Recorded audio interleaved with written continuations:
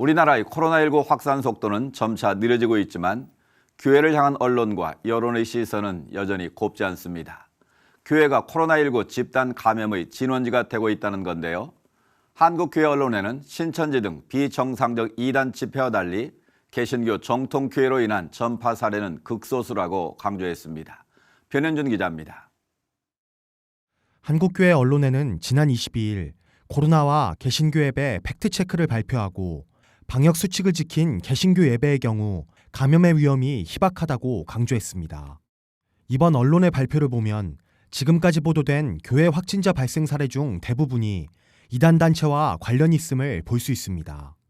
팩트체크에 따르면 34명의 확진자가 발생했던 부산 온천교회나 대구 성동교회의 경우 신천지 이중 등록자에 의한 감염 사례인 것이 확인됐습니다. 또 10명의 확진자가 발생한 수원 생명샘교회는 외부에서 신천지에 의한 감염 후 예배가 아닌 회식과 회의를 통해서 전파됐습니다. 거창교회나 천안 줌바댄스 강사 감염 사례 등은 구원파, JMS 등 이단단체와 관련이 있는 것으로 밝혀졌습니다. 그러나 이런 속사정과 달리 해당 내용들은 개신교의 예배로 인한 감염 사례로 통칭되고 있는 실정입니다. 거창에 있는 교회는 구원파 쪽 계열이에요, 이게.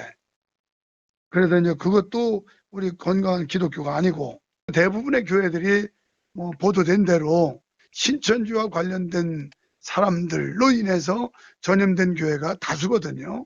정상적인 건강한 기독교 예배와는 전혀 다르다는 걸 다 알고 있는 사실인데 언론도 마찬가지고 행정관청도 마찬가지고 신천지와 건강한 기독교를 함께 싸잡아서 이렇게 판단한다든지 보도하는 행위는 중지함이 마땅하다고 생각합니다. 일부 언론의 분별 없는 보도를 지적하는 목소리도 이어지고 있습니다.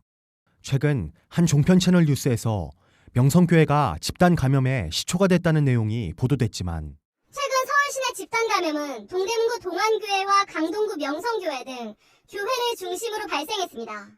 이는 사실이 아닌 것으로 알려졌습니다.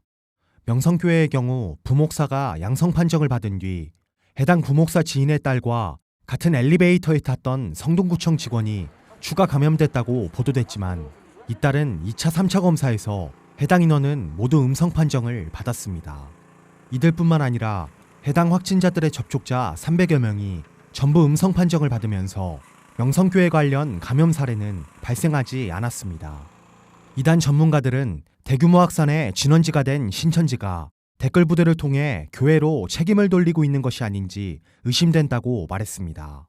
조직적으로 여론 조작이죠.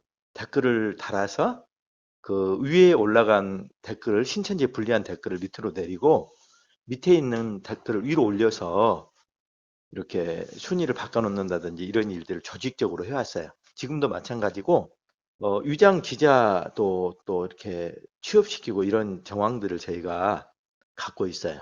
악의적으로 이들이 그 코로나의 상황에서 기독교에 대한 그 비난을 이쪽으로 돌리려고 하는 그런 의도가 있을 수 있다 그렇게 생각을 합니다.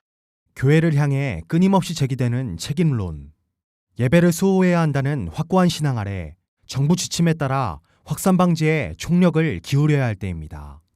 C채널 뉴스 변현준입니다.